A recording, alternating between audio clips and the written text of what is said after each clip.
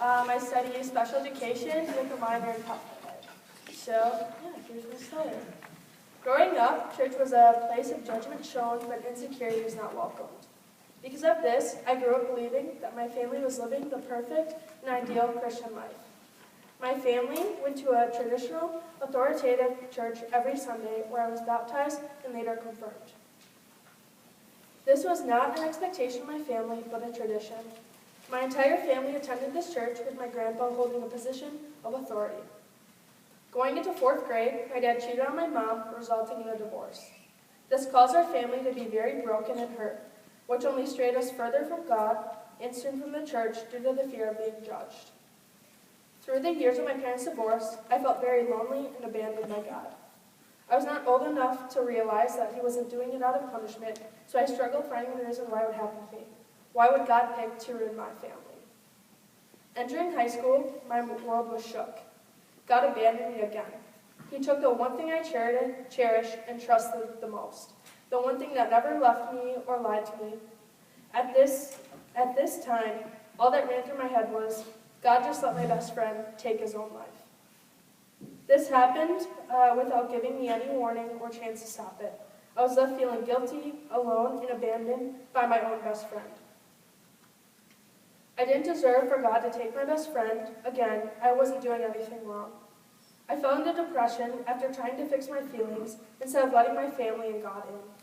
I went to counseling and got some medication that helped the pain go away, which eventually felt like it did its job. But as mental health works, it didn't mean the pain and hurt didn't come back sometimes. I started putting my time into sports, school, and my friends. This brought lots of joy to my life and filled it with a lot of pride and worth again. I finally felt like I was living a full and God-pleasing life. But because my identity wasn't solely in Christ, I obviously always fell short. Throughout high school, I was very determined to save myself for marriage. I held my ground and gave up many relationships. I knew that's what the church, my parents, grandparents, and God expected. Although I still felt like I was less than other girls because I had less to offer. So I decided to fall into sexual temptation to feel better about myself and more secure in my relationship. The realization of what I did led me to feeling broken, knowing I couldn't get it back. But due to not experiencing vulnerability and grace in my own church, the mistake felt like a permanent burden I was now carrying. I decided to take back control and embrace what was lost and fill this void with men and alcohol, because I was afraid of being abandoned again by other men, family, and God. This carried into my freshman year of college, where I not only drank, but I used it as an excuse to choose sexual temptation. One side of me was a Jesus-loving student, while the other was 2 drinks in every Friday night. After my first week of college at USP, I knew it was time for a change, but wasn't sure where that change would come from. I spent my first week telling myself to blend in and take in the college experience. I explored college parties and men. I loved the way people saw my life during the week. Although they did not see the brokenness and shame I carried at 2 a.m. in my dorm alone, lonely and insecure. I kept feeling like I was falling short, asking myself what would fill me at 2 a.m. while I was alone. I wanted to be living a Christian, God-willing life while pursuing special education. I knew the only way to reach this was seeking a relationship with God more personally, because he was the most consistent thing throughout my life. This desire led me to make space for God through meeting with my Bible study leader at the time and talking about more in-depth topics within my faith. Although I was involved in crew the last few years, I attended Fall Getaway this past October for the first time. It was then I truly committed my life to Christ on my own. Every asterisk brought tears, which allowed me to see that I have been following Christ my entire life, but not intentionally living for him. Filling my day with leadership, classes, friends, and community is great, but my intentions behind it were not God-pleasing, which led to the feeling of falling short.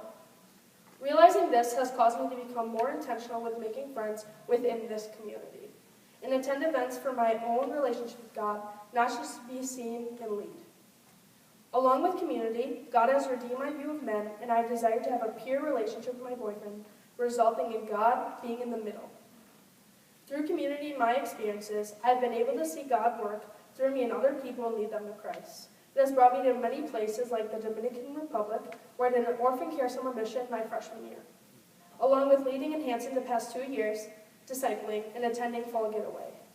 I saw God's intention for community and how He uses a community of other believers to grow my faith and others. In light of this, soon I will also be attending Crew Winter Conference. A verse that has been consistent throughout my entire journey is 2 Timothy 4:17. It says, "But the Lord stood with me and strengthened me." God has shown me that I was always looking for people to love me and accept me, but instead I was the one who needed to love myself, which allowed me to see God's love and purpose again in my life. At Fall Getaway, God also showed me that my burdens are not meant to be carried alone, and He has a plan and a community for my life. The last thing I want to leave you with is, God never abandoned me, and never will, but instead it was me pushing Him away every time. But no matter what, every time I pushed Him away, He always pushed back harder. If any of my story connects with you, or maybe you just want to make a friend, I'll be in the back after crew.